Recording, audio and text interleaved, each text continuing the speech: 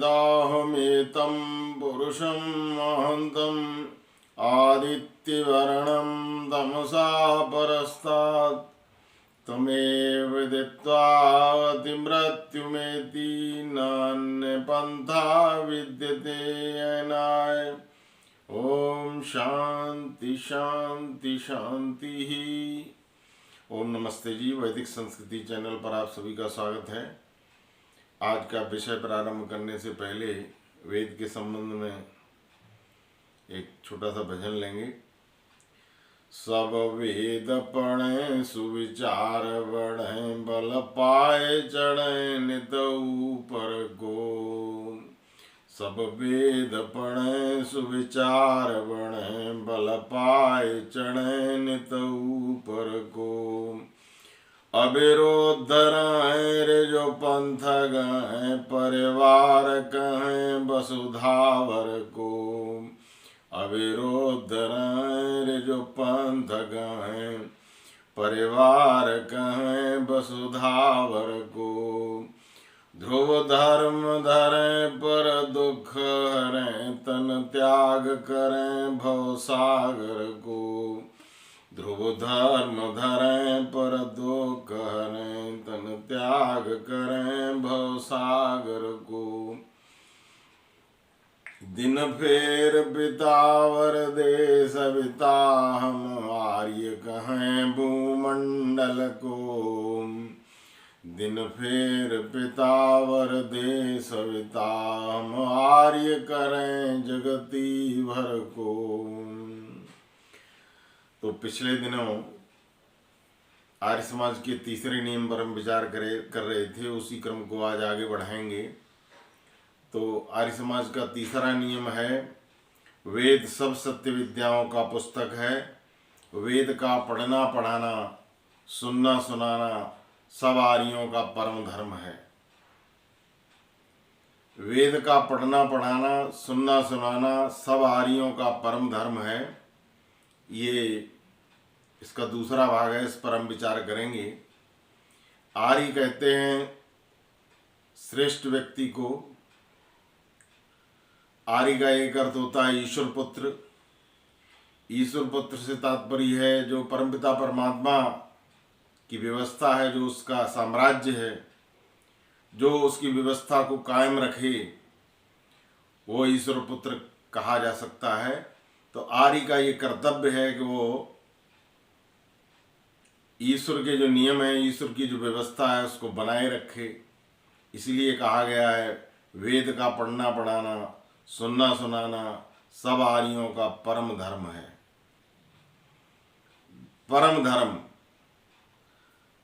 क्योंकि वेद आदि सृष्टि में परमपिता परमात्मा ने जिस समय संपूर्ण सृष्टि का निर्माण किया, तो एक पुस्तक, एक विधान हमको दिया था कि किस प्रकार से हम यहाँ आकर के अपना जीवन यापन करें। उसकी जो पुस्तक है उसका नाम वेद है। इसलिए महर्षि मनु ने आदि सृष्टि में कहा था, वेदा स्मृति सदाचारा स्वयस्य च प्रियमात्मनः एतत् चतुर्विध प्राहु साक्षात धर्मस्य लक्षणम।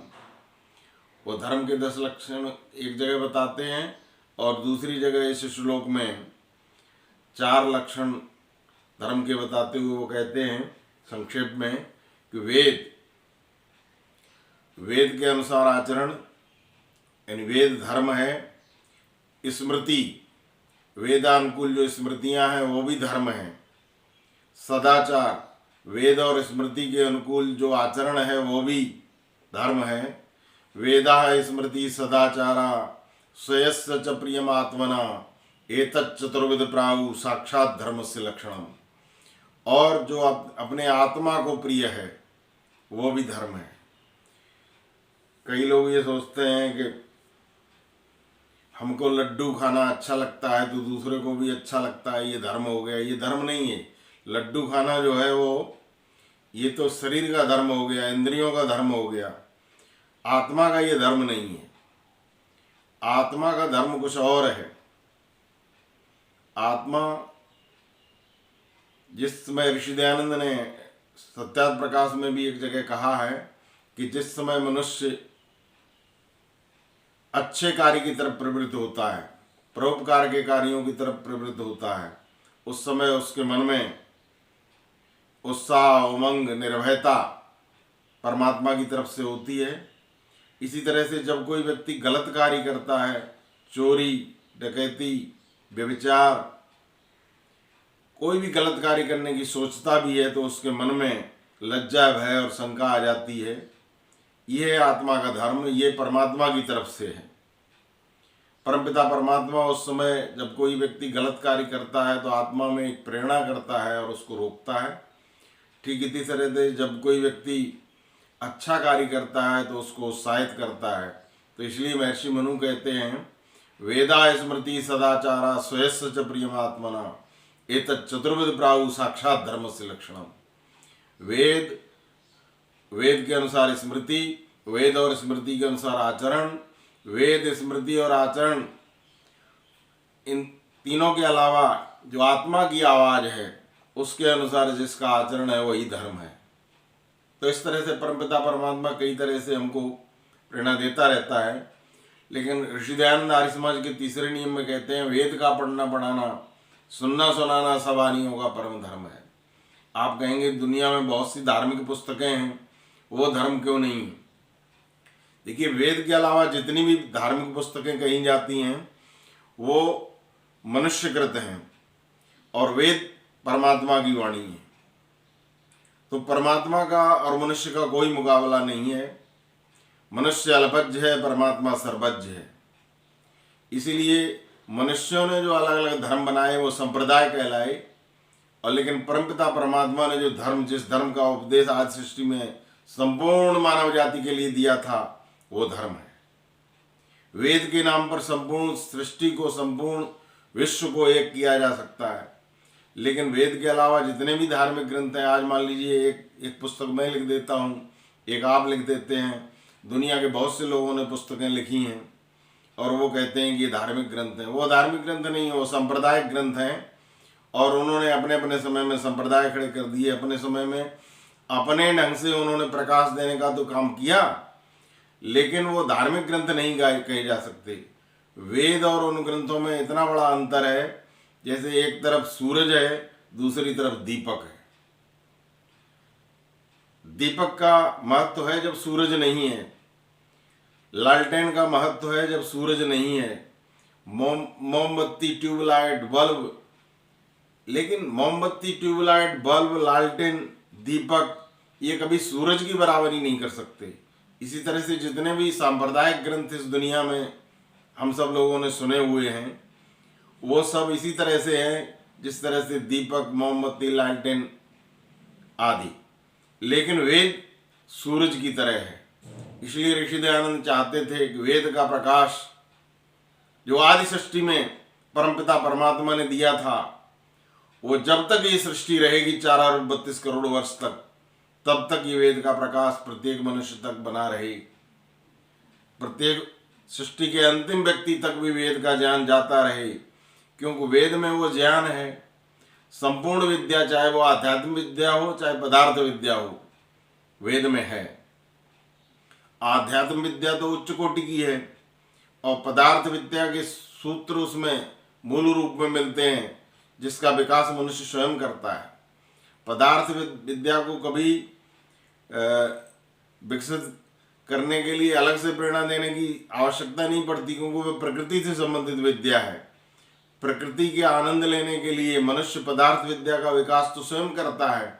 इसलिए हम देखते हैं कि संसार में वैज्ञानिक उन्नति जो भौतिक विज्ञान की है वो बहुत अधिक हुई है, लेकिन आध्यात्मिक क्षेत्र में जो विद्या वेद में थी वो धीरे धीरे उसका ह्रास हुआ है। इसलिए ऋषि दयानंद कहते हैं, वेद का पढ़ना पढ़ाना, सुनना सुनाना सब आर्यों का परम धर्म है।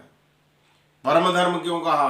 क्योंकि एक तो धर्म तो है ही, क्योंकि वेद परमात्मा की वाणी है, और उसमें हमारा परम धर्म क्या हो गया कि वेद का पढ़ना पढ़ाना।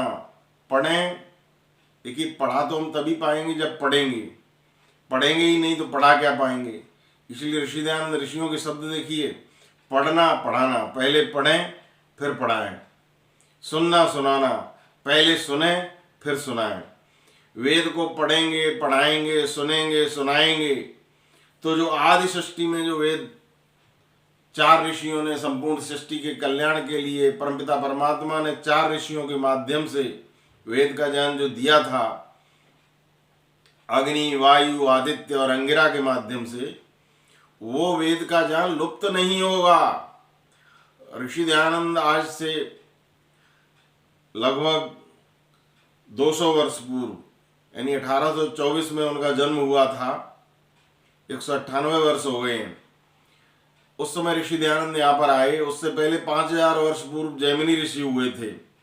ब्रह्मा से लेकर और जैमिनी ऋषियों पर्यंत जो है वो वेद की परंपरा चलती रही, लेकिन पिछले 5000 साल में वेद का ज्ञान लुप्त होने के कारण आज जो हमारी दुर्दशा हो रही है संपूर्ण मानव जाति की, उसका केवल और केवल यही कारण है कि हम वेद से दूर हो गए। वेद हमारा मार्गदर्शक ग्रंथ था। वेद वो पुस्तक है। देखिए, जिस तरह से कोई कार का बनाने वाला व्यक्ति एक पुस्तिका देता है साथ में कि इसके अनुसार आपको कार चलानी है, मोटरसाइकिल बनाने वाला मोटरसाइकिल की एक बुकलेट देता है, इसी तरह से आप टीवी, फ्रिज, कोई भी वस्तु खरीदते हैं तो साथ में एक पुस्तिका भी मिलती है। ठीक इसी तरह से परमपिता परमात्मा ने जब इस सृष्टि का निर्माण किया था तो आदि सृष्टि में वेद का ज्ञान 4 ऋषियों के माध्यम से दिया था कि हमको इस सृष्टि में किस प्रकार से व्यवहार करना है, किस प्रकार से रहना है, किस प्रकार से जीवन यापन करना है, ताकि हम स्वस्थ रह करके और मनुष्य जीवन का जो लक्ष्य है धर्म, अर्थ और काम मोक्ष, उस मोक्ष की प्राप्ति कर सकें। लेकिन हुआ क्या, वेद का ज्ञान जैमिनी ऋषि के पश्चात लुप्त हो गया। महाभारत के समय में महर्षि दयानंद सरस्वती कहते हैं, सत्यार्थ प्रकाश के अंदर 11वें समुल्लास में वो कहते हैं कि महाभारत युद्ध से हमारे देश का बहुत बड़ा नुकसान हुआ। जो हमारे देश के ऋषि, मुनि, महर्षि, ब्रह्मचारी, आचार्य थे, वो महाभारत के युद्ध में समाप्त हो गए, नष्ट हो गए। वेद विद्या उस समय लुप्त होने लगी। उसके पश्चात क्या हुआ कि लोगों ने जिसके मन में जो आया वैसा पंथ चला दिया। क्योंकि जब अंधेरा हो जाता है तब कोई दीपक जलाता है, कोई लालटेन जलाता है, कोई मोमबत्ती जलाता है, कोई बल्ब का प्रकाश देता है। वो अच्छा काम किया उन्होंने, क्योंकि उन्होंने अपने ढंग से प्रकाश देने का प्रयास किया। लेकिन हम उस मोमबत्ती और लालटेन के नाम से ही आपस में लड़ने लग गए, संप्रदाय के नामों से लड़ने लग गए, आपस में मनुष्य जाति विभाजित हो गई। इसलिए ऋषि दयानंद चाहते थे कि वेद का ज्ञान जो परमपिता परमात्मा ने आदि सृष्टि में हमको दिया था वो लुप्त नहीं हो। जब तक ये सृष्टि रहे वेद का ज्ञान बना रहे। ऋषि देखिए, हम सबका कितना बड़ा सौभाग्य था कि जैमिनी ऋषि के पश्चात पिछले 5000 वर्षों के पश्चात महर्षि दयानंद ने इस धरती पर कदम रखा और उस ऋषि ने उपासना के माध्यम से परमात्मा से जुड़ करके वेदों के भाष्य हम सबके समक्ष रखे। तो वेद के ज्ञान को उन्होंने समझ लिया था। महर्षि दयानंद चाहते थे कि वेद का ज्ञान जो है प्रत्येक मनुष्य तक पहुँचे। उन्होंने एक जगह कहा है कि जिस समय हमारा वेद का भाष्य पूरा हो जाएगा उस समय इस धरती पर ऐसे प्रकाश हो जाएगा जैसे सूरज का प्रकाश होता है। क्योंकि हम सब लोग सूरज के प्रकाश के बिना अंधकार में भटक रहे थे। इसलिए ऋषि दयानंद कहते हैं, वेद का पढ़ना पढ़ाना, सुनना सुनाना सब आर्यों का परम धर्म है। ऐ आर्यो, ऐ ईश्वर पुत्रो, आर्य का अर्थ होता है ईश्वर पुत्र। आप ईश्वर के पुत्र हो तो ईश्वर के साम्राज्य को, ईश्वर की व्यवस्था को कायम रखो। ईश्वर की व्यवस्था कब बनी रहेगी? जब हम वेद से जुड़े रहेंगे। वेद से जितनी जितनी दूर होंगे उतनी हमारी दुर्दशा होती जाएगी। इसलिए वो कहते हैं, वेद का पढ़ना पढ़ाना, सुनना सुनाना सब आर्यों का परम धर्म है। यदि हम वेद को पढ़ेंगे, पढ़ाएंगे, सुनेंगे, सुनाएंगे तो वेद हमारे समक्ष रहेगा। जब हम वेद को भूल गए तो उसका परिणाम हुआ सांप्रदायिकता यहाँ पर हो गई। तो वेद पढ़ना पढ़ाना, कौन पढ़े और कौन पढ़ाए, कौन सुने और कौन सुनाए। पहले पढ़े फिर पढ़ाए, पहले सुने फिर सुनाए। आश्रम व्यवस्था की दृष्टि से यदि हम देखेंगे तो ब्रह्मचारी पढ़े, वानप्रस्थी पढ़ावे और सन्यासी सुनाए, गृहस्थ सुने। इसलिए ऋषि दयानंद कहते हैं कि वेद का पढ़ना पढ़ाना, सुनना सुनाना सवारियों का परम धर्म है। तो आज हम सवारियों का ये परम कर्तव्य है कि वेद को पढ़ें भी, वेद को पढ़ावें भी, वेद को सुने भी, वेद को सुनावें भी। क्योंकि वेद को पढ़ेंगे, पढ़ाएंगे, सुनेंगे, सुनाएंगे तो वेद की रक्षा होगी, और वेद की रक्षा होगी तो मनुष्य मात्र का कल्याण होगा। क्योंकि वेद परमात्मा की वाणी है, वेद के द्वारा ही हमको रास्ता मिलेगा, नहीं तो ये दुनिया जो है वो अंधकार में भटक रही है। इसके साथ ही मैं अपनी वाणी को विराम देता हूँ। ओम शम, धन्यवाद।